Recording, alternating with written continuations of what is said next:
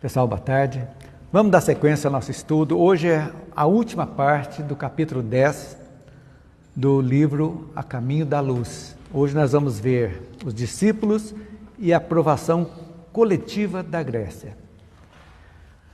Eu disse para vocês que na semana passada nós começamos a falar que Sócrates e Platão foram precursores do cristianismo e que inclusive no livro O Evangelho segundo o Espiritismo, lá na introdução, vai trazer para nós o resumo da doutrina de Sócrates e Platão.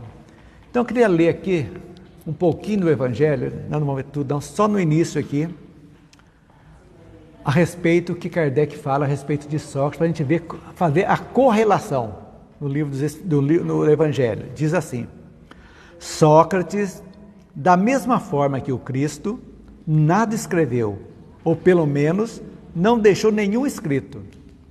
Como ele, morreu à morte dos criminosos, vítima do fanatismo por ter atacado as crenças tradicionais e colocado a virtude real acima da hipocrisia e do simulacro das formas, numa palavra, por ter combatido os preconceitos religiosos. Como Jesus foi acusado pelos fariseus de corromper o povo pelos seus ensinamentos. Também, como ele, foi acusado pelos fariseus do seu tempo, porque os houve em todas as épocas de corromper a juventude, proclamando o dogma da unicidade de Deus, da imortalidade da alma e da vida futura. Da mesma forma, ainda não conhecemos a doutrina de Jesus, senão pelos escritos dos seus discípulos. Não conhecemos a de Sócrates, senão pelos escritos do seu discípulo Platão. Cremos útil resumir aqui os seus pontos principais para mostrar sua concordância com os princípios do cristianismo. Isso que Kardec trouxe para nós, para ver essa correlação entre Sócrates e Platão com o cristianismo e lógico, também com a doutrina espírita, né? Que já fala aqui da imortalidade da alma, a vida futura. Então, vamos lá, então, Então, após a morte de Sócrates, que ensinaram na Grécia as virtudes e fora precursor do cristianismo, ficaram vários discípulos, entre eles Antístenes, Xenofonte e Platão. Mas falaremos apenas desse último para esclarecer, olha que interessante, que nenhum deles soube assimilar perfeitamente a estrutura moral do mestre inesquecível. Mesmo ele escrevendo, ainda faltava alguma coisa, deixaram alguma coisa. Então, mas Platão foi o que mais se destacou.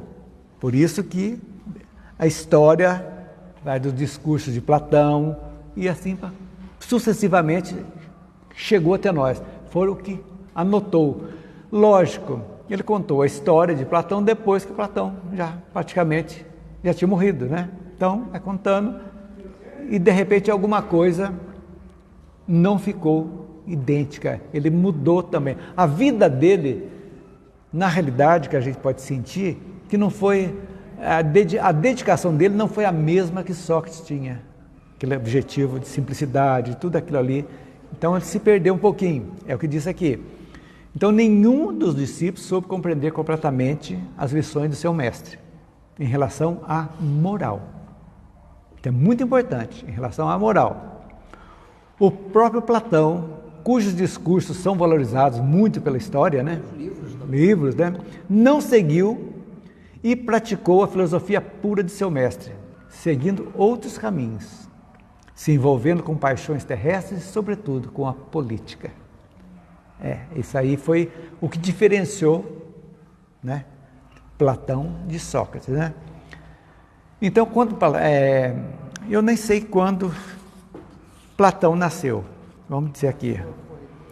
Nasceu em 427 a.C. e morreu em 347. Ele é bem mais novo do que Sócrates, lógico, né? Seu pai chamava-se Ariston e sua mãe Perictione. Gostei do Perictione, né? Perictione.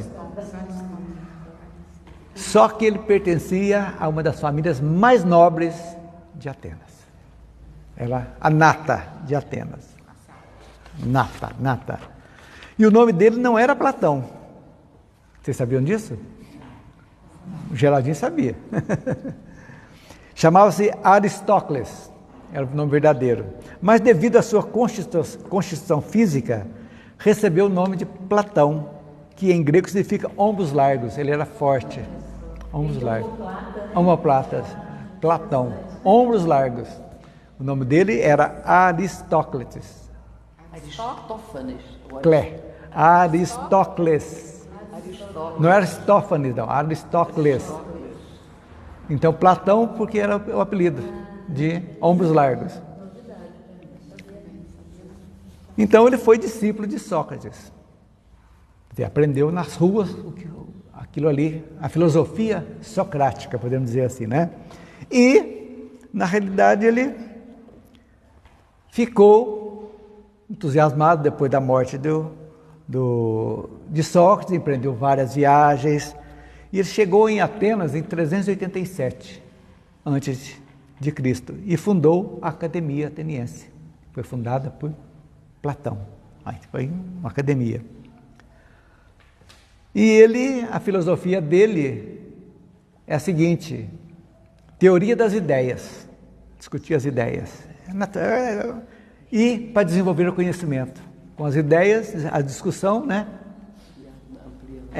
E depois, vocês vão lá na frente, estudar Aristóteles, que foi a sequência dele. E tudo isso filosofando. Filosofia. Sócrates pegou a moral, né? Então, quando Platão nasceu, como que era a Grécia? Nessa época que ele nasceu, em 387, né? 427, que ele nasceu. Eram os homens livres, nós já sabemos, praticamente iguais de Platão, homens livres que eram os proprietários de terras. Esses eram livres, era a nata da sociedade ateniense. Homens livres sem terra, nós já vimos aqui, eram os artesãos. Eram livres também, podia participar de tudo, mas não tinham terra. E os escravos, que eram pessoas que não pagavam as dívidas e se tornavam escravos dos seus credores. Ou estrangeiros que eram derrotados nas guerras também, que tinham suas vidas poupadas. Era a sociedade ateniense, da grega, na época de Platão, né? O que mais que ele diz aqui?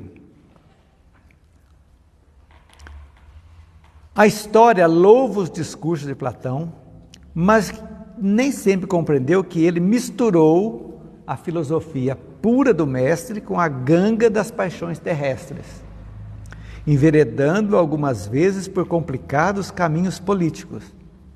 Não soube, como também muitos dos seus companheiros, conservar-se ao nível de alta superioridade espiritual, chegando mesmo a justificar o direito tirânico dos senhores sobre os escravos, sem uma visão ampla da fraternidade humana e da família universal. Olha aí para você ver, já um grande pecado em termos, né, filosóficos, evolutivos, podemos dizer assim. Então, achava que a escravidão era normal e os proprietários tinham direito, como aqui nós tivemos a escravidão, tinham direito de vida e morte sobre os escravos. Pessoas inferiores. Isso. Então, na Grécia, a democracia, a concepção de democracia na Grécia Antiga se apresentava algumas diferenças da democracia atual. Tem algumas diferenças. Como já vimos, democracia significa o poder do povo. Mas na Grécia Antiga, só era considerado povo, olha que interessante, só era considerado povo quem era proprietário de terra e os grandes comerciantes. Como é que só era considerado povo? A democracia é para o povo, mas só que o povo só era aqueles que tinham terra e que tinham dinheiro. Na Grécia Antiga. que tinha direito de opinar? Tinha direito de opinar. Os escravos não tinham direito de opinar.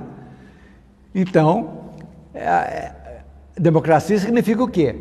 o poder do povo. Poder do povo. Mas na Grécia Antiga só era considerada povo os proprietários de terra e os grandes comerciantes. Platão era contra esse sistema. Ele propôs repensar a ideologia política da época. Então, aí começou já para aumentar a capacidade de escolha. É como aqui, por exemplo, né? A pessoa... Vamos ver a democracia no Brasil antigamente. A mulher não podia votar. A partir de 1930 que foi. Então, praticamente é isso. Começou o programa Luz para Todos. Luz para todos, luz para todos, exatamente. Começou essa oportunidade das pessoas, devagarzinho, irem também participando das decisões da Grécia. Então, ele foi um das... E quem que foi pupilo de Platão? Aristóteles. E a gente sempre pensa que é tudo junto, né? Não, tem a sequência. Sócrates, depois, dentre os 3 discípulos de Sócrates, o que mais se destacou foi Platão. Os outros eram Antístenes e Xenofonte.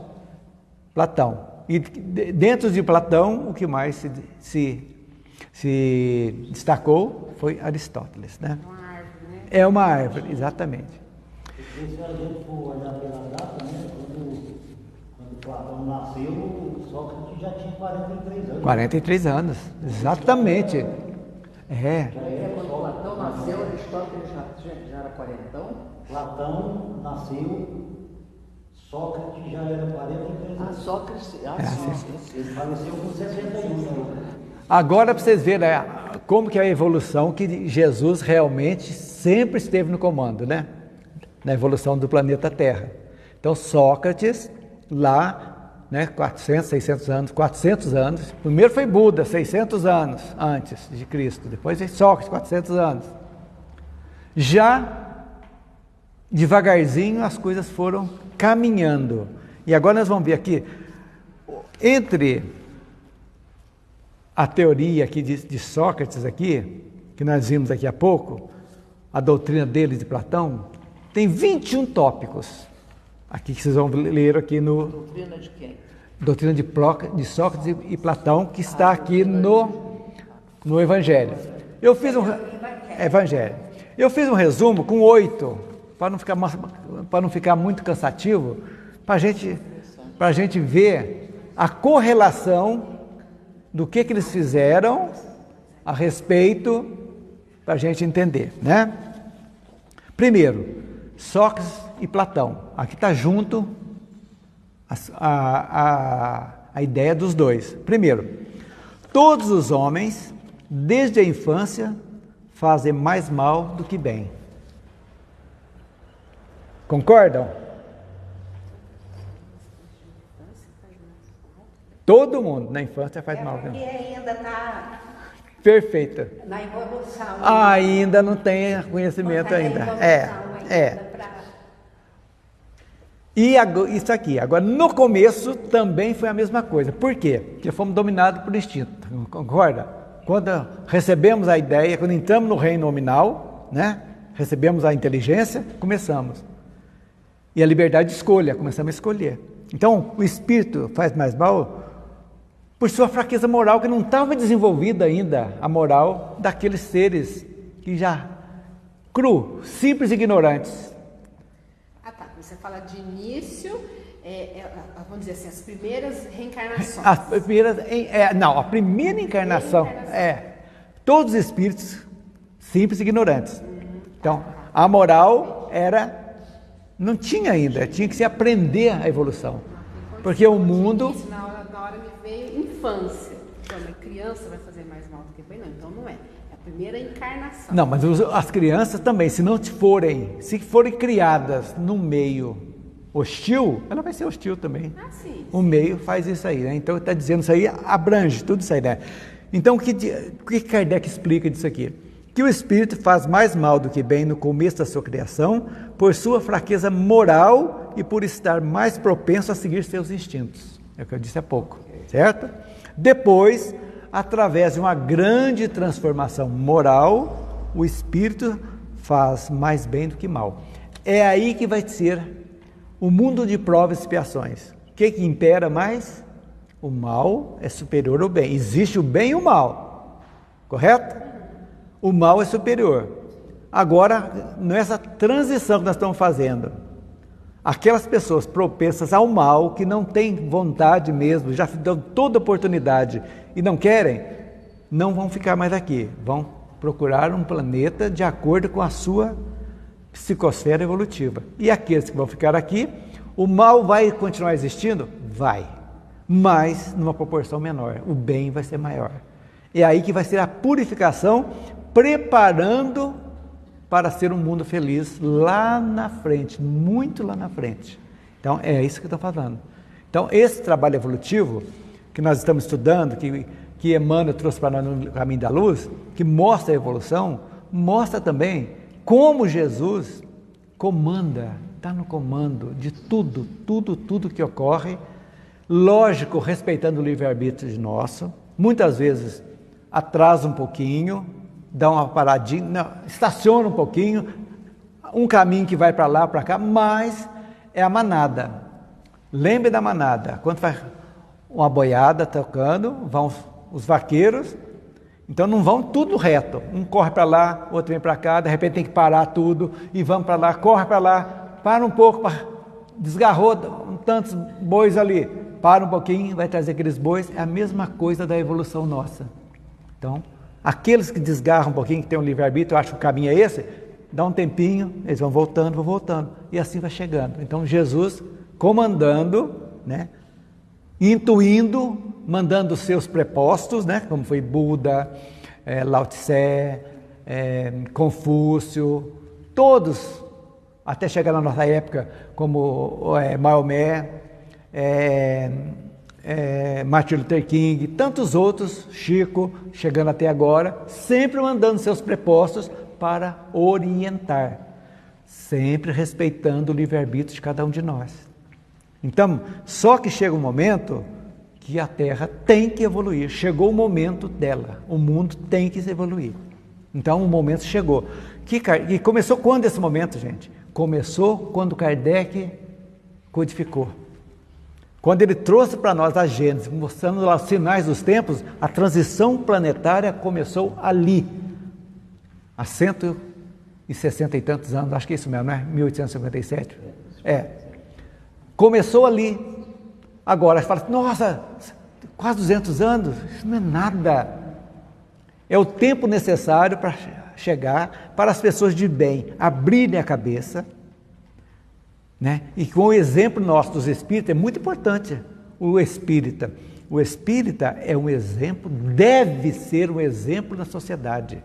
Não fazendo proselitismo, querendo mudar os outros de religião, não, mas como exemplo de vida lá fora, no trabalho, qualquer que seja a profissão, na medicina, no magistério, todos. Exemplo de postura, para que assim sim influenciar pessoas. Não propaganda de religião. Religião não é nada. O importante é a espiritualidade. As pessoas entenderem que somos espíritos e estamos no caminho evolutivo. Todos os caminhos levam a Deus. Então, aí que está. Mas aqueles que são renitentes ainda, tentam, continuam dando oportunidade, e não tem jeito. Aí não dá como, tem que ir embora. Aquela história que eu conto sempre aqui do como é que chama? O grande espírita brasileiro, foi o primeiro presidente da Federação Bezerra de Menezes. Vai ficando velho, a gente vai dando lápis. Foge. Então ele em espírito veio visitar o Brasil, tem uma das obras, o Espírito Lúcio que trouxe para nós. Ele chega no local, acho que na floresta amazônica, onde existia lá um tipo de um veículo, que não dá para explicar, de espíritos que estão sendo retirados já. Que não, aqueles que já estão desencarnando e não terão chance mais de reencarnar no planeta Terra. Então já estão sendo encaminhados. E ele fala como se fosse eu imaginei como se fosse um transatlântico. Vários patamares da grande nave. E ele chegou numa lá embaixo, um ser animalesco, lá, um espírito animalesco. E ele perguntou, e esse nosso irmão? Aí o comandante daquela nave, esse nosso irmão aí é o seguinte, ele já reencarnou, não sei se 15 vezes, tantas vezes. Nas 15, vamos supor 20 ou 20 vezes, ele assassinou o pai e a mãe. Direito. Não tem chance mais, a psicosfera dele, a energia dele, não tem chance mais de ficar nesse planeta. Então ele vai ser retirado e vai, de acordo para ele aprender, não para ser castigado. Então é isso que eu falo, aqueles que não estão realmente nesse caminho do bem, não tem como ficar aqui mais. Então por isso que a transição chegou e agora está no ápice. Nesses próximos 50 anos, até de 2050, 2060, vai ocorrer muita coisa, acelerado, de uma forma acelerada, como nós estamos vendo aí, acelerada. Por quê? Porque agora é o momento. Vai desencarnar muita gente. Vai, e está chegando muita coisa boa também, nos ajudando. Divaldo traz 240, 250 mil espíritos de escola que estão vindo para a liderança nos todos os pontos da Terra. E os nossos aqui que já se foram, que vão voltar, que estão aqui, já estão sendo preparados também de lá, estão chegando com novas mentalidades já para ser desabrochados. Então, ninguém segura essa evolução. Então, ou nos modificamos, ou nos modificamos. Não tem chance. O momento é agora. Então, eu estou falando aqui, não é só para espírita. Tem muita gente que está acompanhando também, que não é espírita. Então, o momento de transformação é agora. O momento é agora. O dia de hoje é muito importante. O que é transformação? As pessoas falam, não, comece a mudança. Fique apto para as mudanças, aceita. Poxa, eu quero me modificar e vou fazer um pouquinho de cada vez. Pronto. Você já recebeu o passe para continuar aqui. Porque você já está começando nesta vida a sua melhora. Você não vai terminar tudo aqui. É praticamente impossível, mas estamos no caminho. É isso que é importante. É isso que é importante. E Sócrates, então, já disse aqui. Por isso que o mal ainda impera, mas o bem vai se superar. Ok?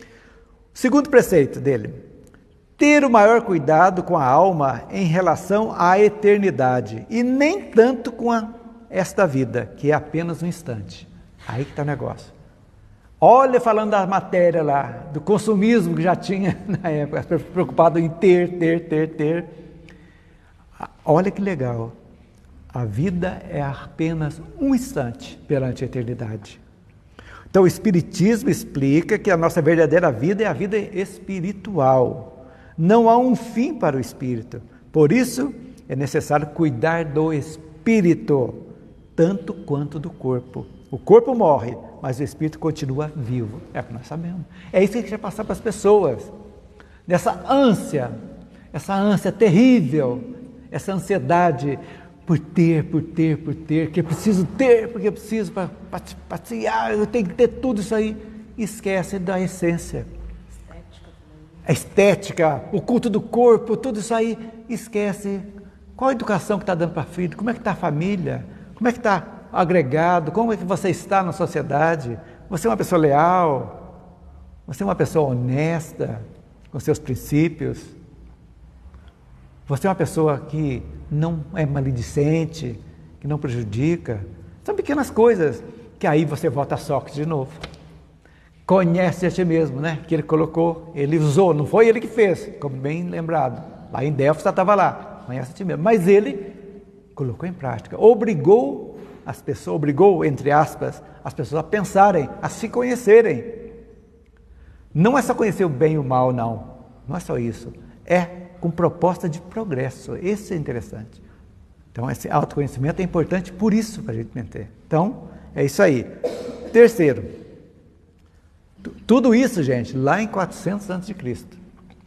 Se a alma é imaterial, ela deve retornar após esta vida para um mundo igualmente invisível e imaterial. é dedução óbvia, né?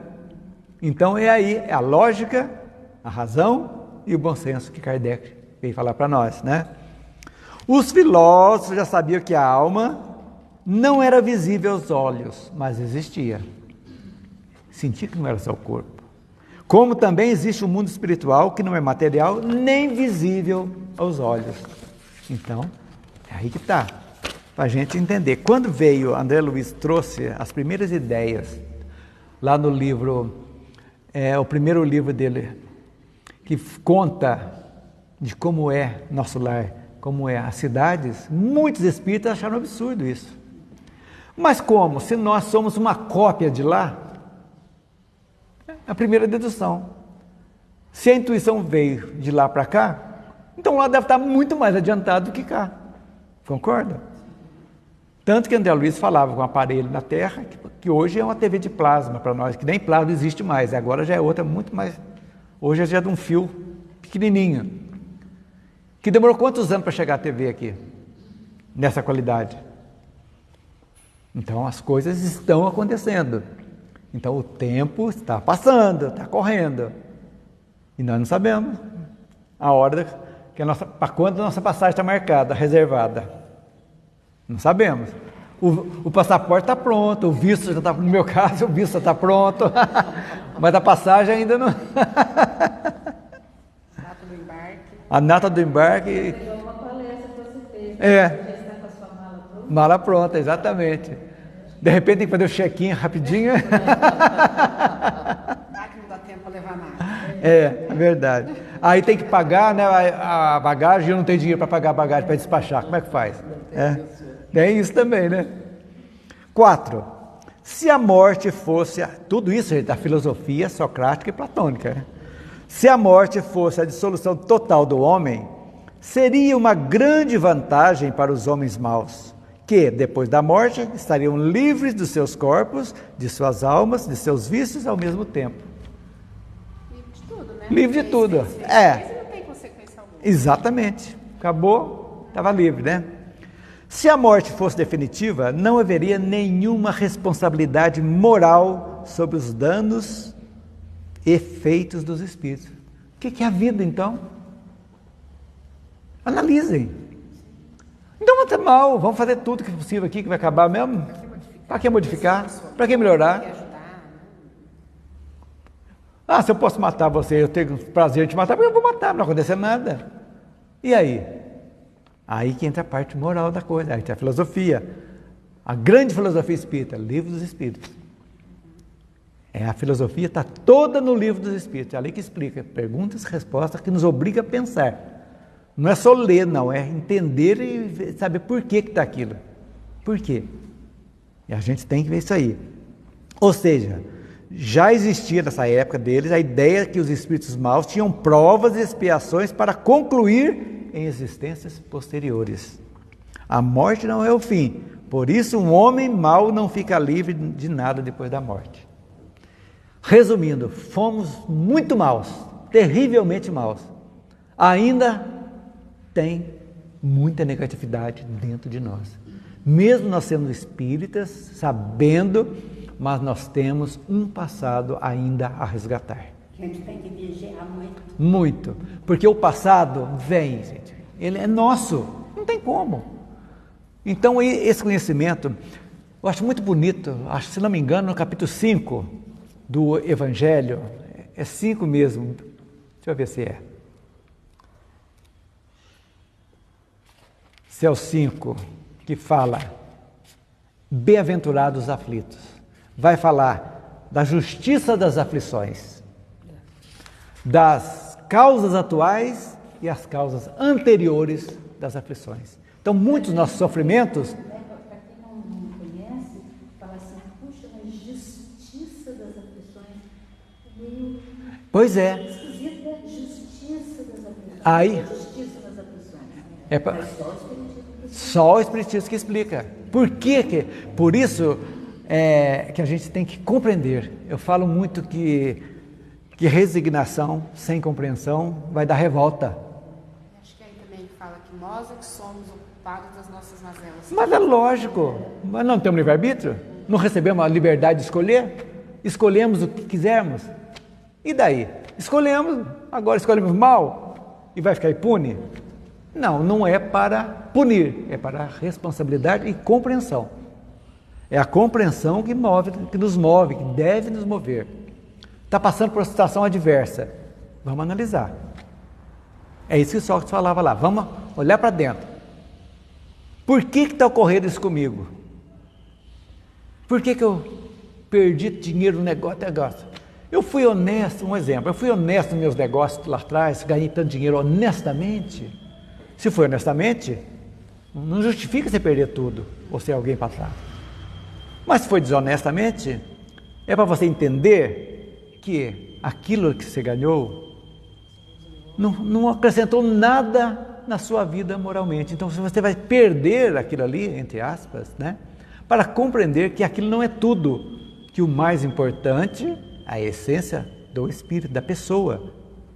Quer dizer, que é isso que é importante. Aí você vai entender assim que o necessário, o suficiente é muito importante. É o ideal para nós. E que o excesso só traz desgraça. E um exemplo simples que o excesso mata. A água é delícia, né? Toma 5 litros de água de uma vez, você morre. Porque o rim entra em falência. Porque ele não tem como filtrar e morre mesmo. Assim, 5, você não vai conseguir, mas se alguém te forçar, você morre. Não tem como. É um excesso. Alguma dúvida? Vamos seguindo. 5. Há uma disposição natural em cada um de nós para nos apercebermos bem menos dos nossos defeitos que os defeitos alheios. Que legal, né? Olhar os outros, o macaquinho enrola, senta e vai mostrando, né? Isso ele já viu lá. Quer dizer, vem de longe, de longe, de longe. Nós trazemos isso aqui, né? É. Contar o defeito dos outros, esconder o defeito. É. Então a lição é para julgar a si mesmo antes de julgar os outros. A partir de um autoconhecimento, você encontra seus defeitos morais e pode transformá-los em qualidades morais. Pode. O que significa esse livro? Poder? Que é uma... Você pode como não pode. É você que vai escolher. Não está dizendo que você tem que escolher. Não, você pode, senão você vai e volta. De repente você está lá naquela, indo embora depois de 15 encarnações e perdida. No entanto, julgar o outro nada traz de bom para o espírito. É isso aí. A gente, veja bem, Kardec explica muito aqui. Que não quer julgar, não quer dizer que você vai ver uma pessoa fazendo algo negativo, que você vai ficar de braços cruzados. É você ajudar aquela pessoa, assim, saber orientar, pedindo àquela pessoa, mostrar o caminho é uma coisa, é diferente, né? Tudo, razão, lógica e bom senso. Se nós pautássemos a nossa vida em tudo, não só na parte moral, mas em tudo isso, já seria um caminho seguro para a gente, não é verdade? 6. A virtude não pode ser ensinada. Ela pode ser um dom de Deus àqueles que a possuem. Aquele já tem, que vem com ele, já é um dom de Deus. Eu entendo isso. Ou seja, ninguém pode ser ensinado a ter qualidades morais. Estranho, né? Vamos ver. Como a humildade, por exemplo, ninguém pode ter ensinado a ser humilde.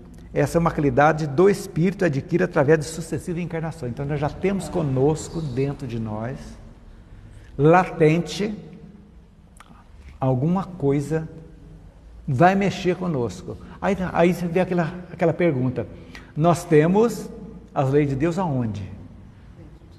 Na consciência nossa. Então está latente. Então, falta o quê? Tem semente, concorda? Nós já vimos aqui, a sementinha. Precisa o quê? Água e adubo. Para começar, quando você começa a sentir, nos reveses da vida, autoconhecimento, você vem, fala, por que está acontecendo isso comigo?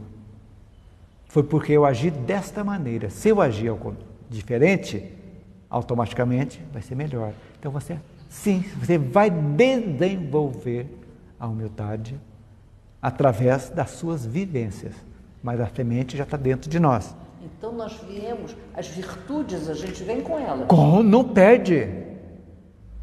Aí vai depender da gente Aprimorá-las. aprimorar essas Aprimorá-las.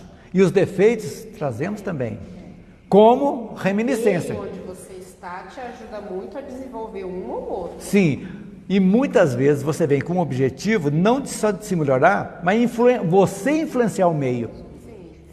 Como você não gosta de álcool e nasce numa família de alcoólatras. E de repente, com o seu exemplo, você vai influenciar seu pai, sua mãe, seus irmãos a não beberem mais. É uma missão também do Espírito.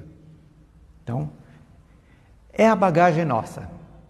Cada um de nós tem a sua bagagem mesmo. É nossa, a minha é minha, a sua é sua, a sua é sua, cada uma tem a sua. E vamos trabalhando, né? Agora, o próprio Espírito tem que combater o orgulho para ser humilde. É óbvio, né? Ele consegue por seus próprios esforços e pelo seu livre-arbítrio. Livre-arbítrio é bom, mas tem hora também que dá um peso. A gente fala assim, por que eu escolhi isso aqui? Por que eu fiz isso? E os seus próprios esforços também, né? Porque ou é você fazer ou é você não faz, né? É Aí, você, acabou. Aí você volta na definição de espírito que o Kardec fala para nós. Reconhece o verdadeiro espírita pela sua transformação moral e pelos esforços que faz para dominar suas más inclinações. É você e acabou.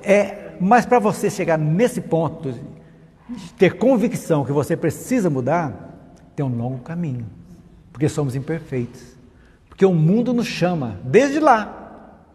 Não chamou Platão, que era discípulo fiel de Sócrates, ele não desbandeirou para outro lado também, em algum lugar, não na essência, mas alguma coisa que poderia ser. Então é a mesma coisa. Então nós temos o combate, aí você volta em Jesus. Vigiar e orar. É o que você falou. Vigiar os pensamentos. É onde se arquiteta tudo.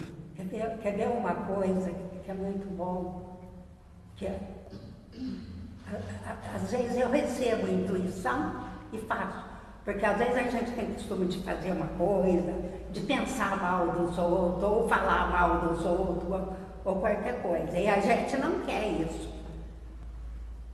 Quando eu faço minhas orações, eu falo assim, Jesus, eu não quero pensar mal dos outros, não quero falar mal dos outros e não quero fazer mal para os outros. Mas eu conto com a tua ajuda, que sem o Senhor eu não vou. É para afirmar, exatamente. Aí eu falo isso. Você nota que está dando certo. Mas porque foi Jesus que falou tudo que pedia com fé, pela prece, crente, que eu devia. Lógico. Então, se a gente pede isso, acho que ele fica muito feliz e bem ajudado. Mas sabe o que é isso, Ana Anália? É a ligação espiritual com os pensamentos bons que os nossos anjos de guarda vêm nos ajudar. E influi mesmo, nos intui. Nós temos que estar abertos para essa intuição, né? E o seu esforço para domar. Exatamente. Aí vem para ajudar. O esforço é seu. É meu, é seu. Ela está pedindo, já é um esforço. Mas lógico. Eu peço isso, porque eu falo, eu sou tão ruim. Verdade, é isso aí. Vamos ao número 7. É importante distinguir a alma pura, verdadeiramente imaterial, que se nutre como Deus da essência de pensamentos da alma, mais ou menos maculada de impurezas materiais. Os pensamentos ruins que, infelizmente, dá asa para os pensamentos, você vê para onde vai parar. Olha, o pensamento é tão mesquinho, né? Que basta você perder o sono, que vem pensamento ruim para atrapalhar, né, dormir. Pior que é. Acontece. Aí eu sento, acendo a luz, pego o evangelho, vou ler para acalmar. É verdade. Para desviar. Quer dizer, somos tentados mesmo todas as horas. A gente é tentado. Então a gente... É aquilo que Paulo falava, né? Uma nuvem, né? Somos cercados por uma nuvem de espíritos, de todos os níveis, né? Esperando os maus esperando uma boquinha. É a brecha. E os bons também falam, segura que eu estou aqui com você. Cabo de guerra. Então, gente, aqui é citado os vários níveis de evolução que um espírito pode estar. Tanto os que ainda são muito ligados à matéria, com instintos primitivos, vícios e paixões terrenas, quanto aqueles espíritos já muito elevados que nada levam do material. Atualmente a Terra é um planeta de provas e expiações. Os espíritos que habitam aqui estão evoluindo para derrubar seus defeitos morais e alcançar uma evolução intelectual e moral. No entanto, existem espíritos mais elevados que os habitantes da Terra, é óbvio. São aqueles enviados de Jesus, os precursores, que vêm, vez por outra, para trazerem luz, para nos guiar. Exatamente. Graças a Deus. Nunca Ele deixou a gente ao léu, né? Sem alguém para reavivar o nosso programa evolutivo, né? Kardec, você imaginou a missão de Kardec, gente? Que maravilha! Que veio dos precursores mesmo de Jesus. Kardec foi praticamente a cereja do bolo, que veio exatamente mostrar o caminho, mostrar o que era o Consolador prometido por Jesus, né? E veio, abriu o seu leque para todos nós. Isso é muito importante para a gente saber, né? O que mais? E o oitavo, se os médicos fracassam na maior parte das doenças, é porque tratam do corpo, sem a alma. Eu sempre falo isso aqui. E porque não estando o tempo todo em bom estado, é porque é impossível que a parte esteja bem. Lógico. Tem que estar alma e corpo. Tem que estar em sintonia para as coisas acontecerem. O Espiritismo traz provas de que o Espírito tem influência sobre o corpo. A causa de todas as doenças é espiritual e não corporal. Todas. Onde tem a explicação disso? Bem didática. André Luiz. Começa a arquitetar. Uma pessoa que guarda muito ódio, por exemplo, né? Um exemplo clássico. Ressentimento, raiva. Aquilo fica martelando. Vai criando. Cada vez que você pensa, você lembra da pessoa, como disse a dona Anália, vai dando raiva. Vai criando uma forma de pensamento negativa. Aquilo vai... Isso no nosso perispírito. O espírito vai... O espiritismo, o perispírito está colado ao corpo. O que vai acontecer? Em algum momento, vai romper o perispírito e vai sair um vibrião mental e vai alcançar nosso corpo. Um órgão, é um coração, é um câncer, é uma úlcera, qualquer incômodo, vai chegar. Por quê? Porque nós demos brecha. Aí vocês falam assim, mas a pessoa ia morrer com câncer. Mas se você tivesse um outro pensamento da doença, poderia adiantar, poderia não ser, porque nós sabemos que muita coisa que é um karma, para dizer, nós podemos resolver, amenizar com o bem. Aquela história do Severino que eu conto muito aqui, 300 vezes, que ele foi um dono de engenho, que colocou a mão do escravo na moenda e comeu a moenda. Ele foi, se arrependeu no mundo espiritual, trabalhou, voltou, e o karma dele precisava. Ele veio com o perispírito dele marcado por essa coisa. Só que chegou aqui usando do que ele aprendeu, do meio da família, ele tornou-se uma pessoa fantástica, boa, prestativa, fez tudo de bom.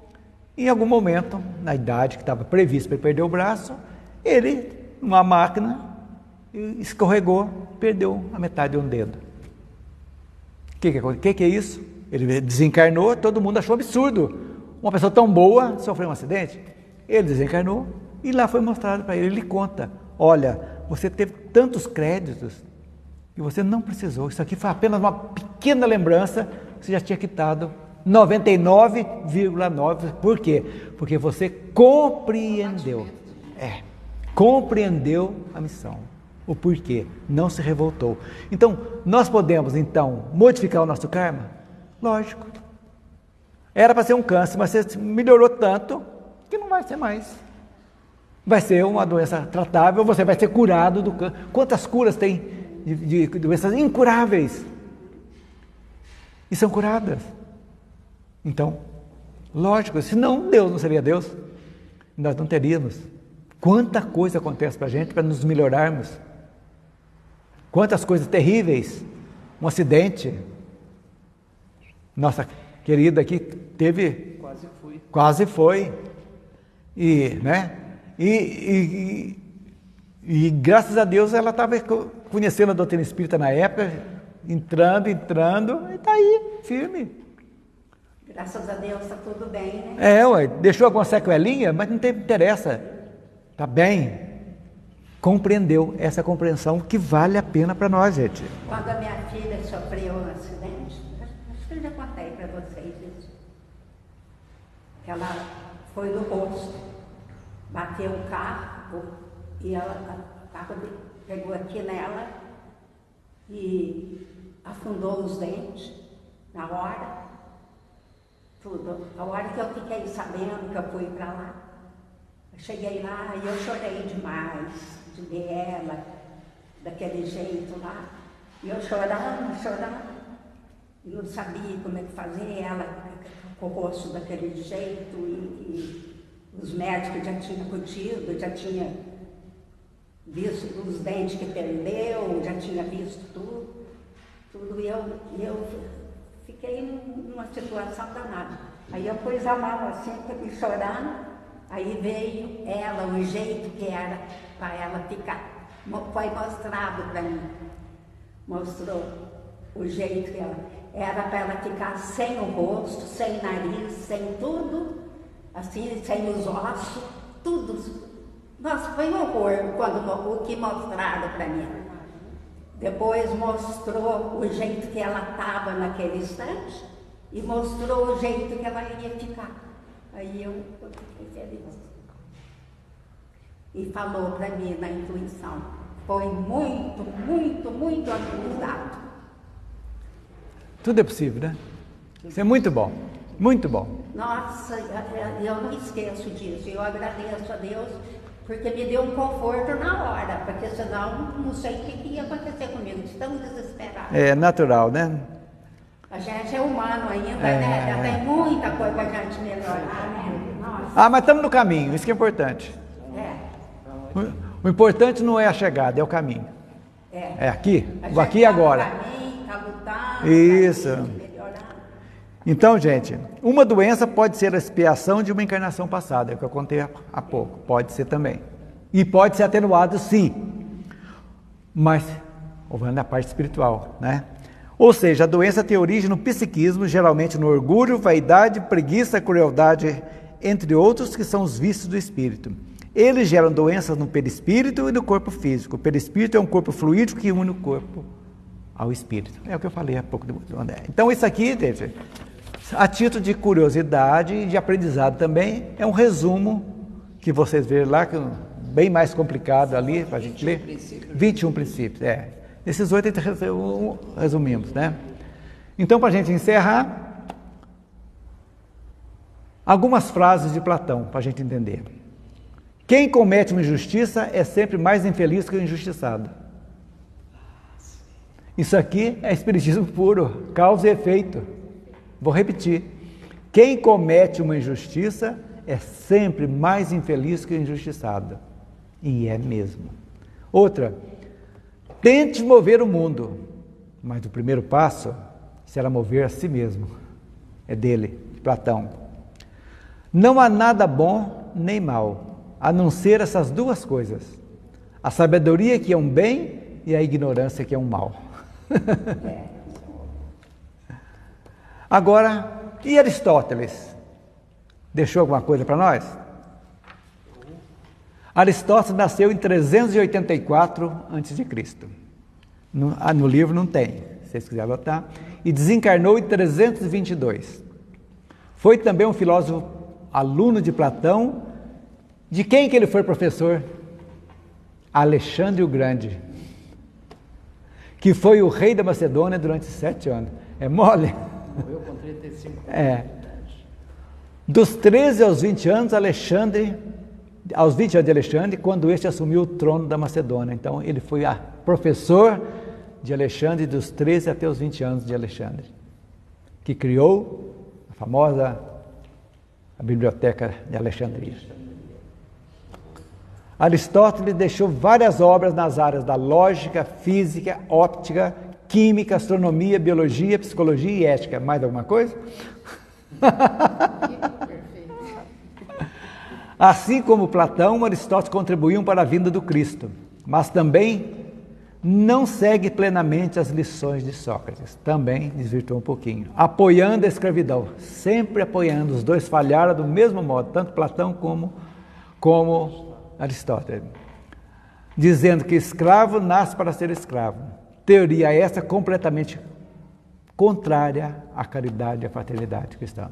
Então, alguma coisa, eles não eram completos ainda também, estavam, apesar de toda a sabedoria, ainda não poderiam ser considerados espíritos puros ainda. Estavam em evolução. E nós estamos nesse caminho também, isso que é importante, né? Essa foi os discípulos, gente. Então, estudamos mais Platão, né? Que conviveu mais com Sócrates, depois Aristóteles, e os preceitos deles que influenciaram também a doutrina espírita. Agora vamos ver a provação coletiva da Grécia, que é o último estágio. A antiga Grécia teve seu começo, cresceu, tornou-se uma das civilizações mais ricas, inclusive intelectualmente da sua época, mas também teve seu declínio e seu fim. Olha, gente, atentem para isso. Todo poder, todo poderio, Estado, de país, tem início, meio e fim. Tudo acaba.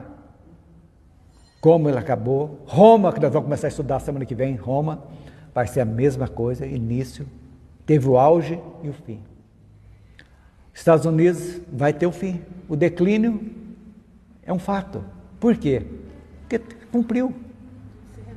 Se renova. E precisam vir outras ideias melhores, mais fraternas.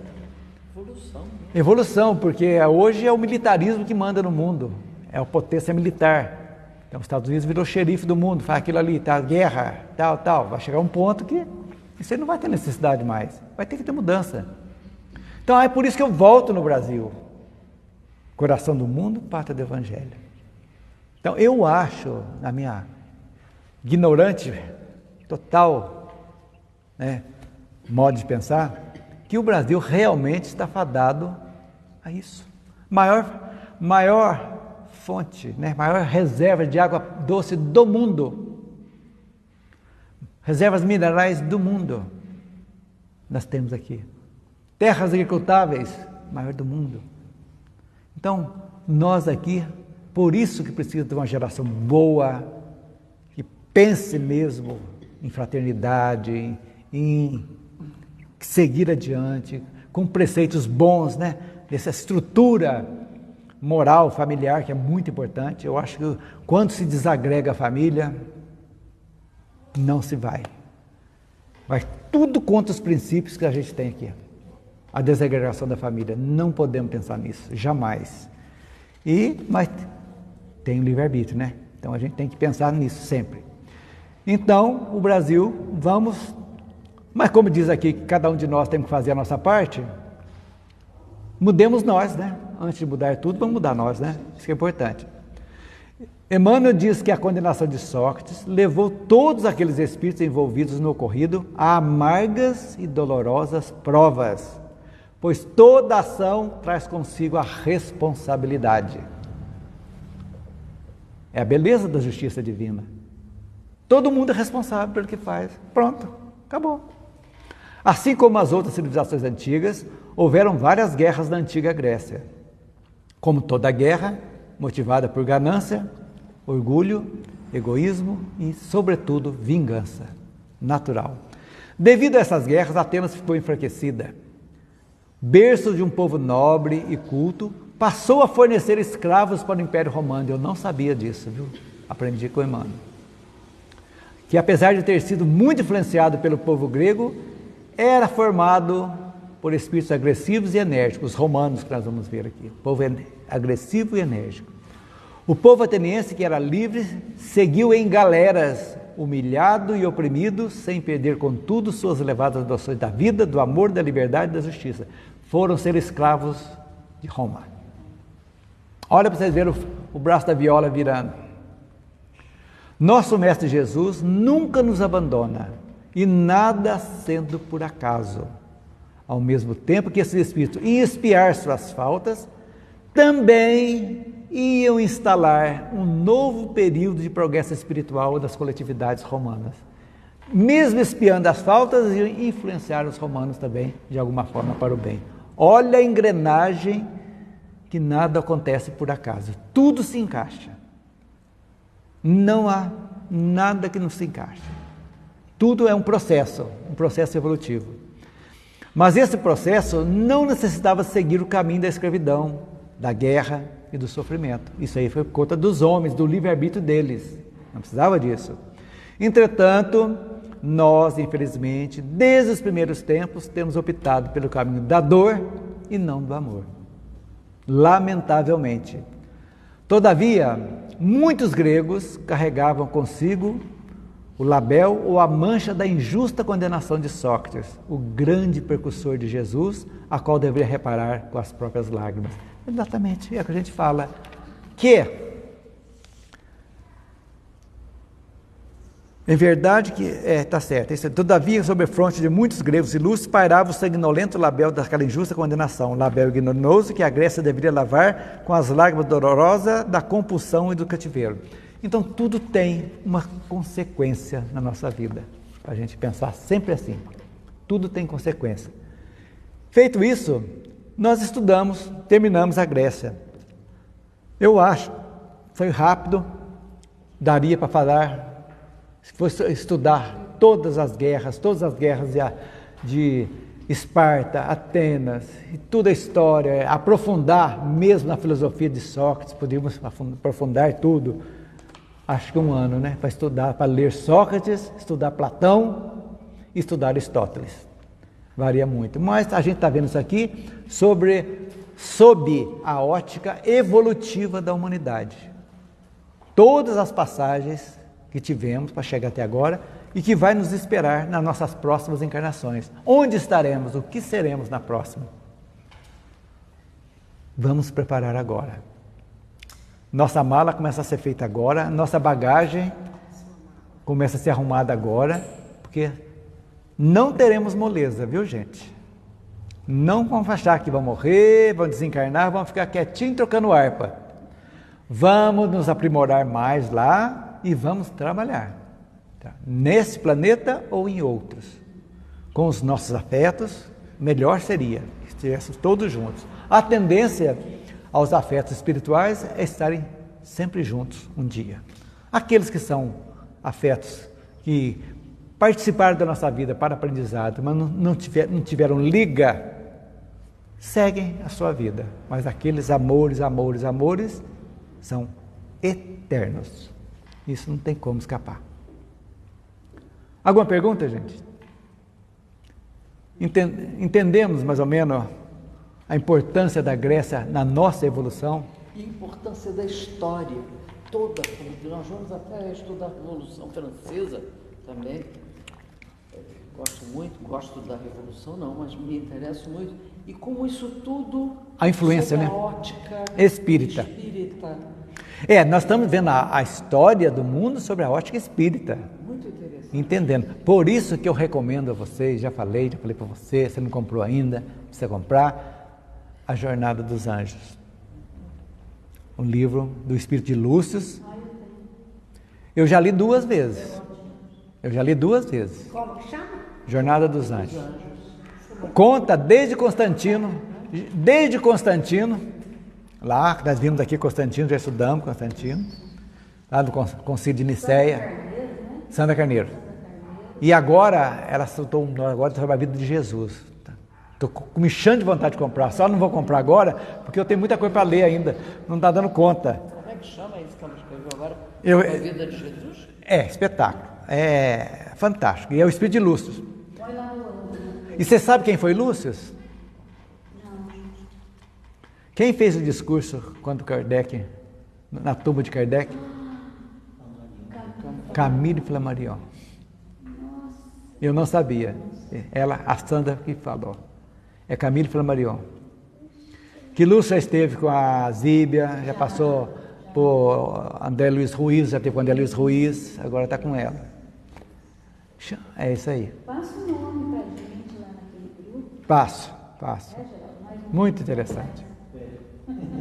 Olha, vale a pena ler, viu? É um livro histórico, vai falar muito João Rus, tem contando, bem, até os tempos atuais. As encarnações sucessivas até o final. É isso aí. Quem vai fazer a prece para nós?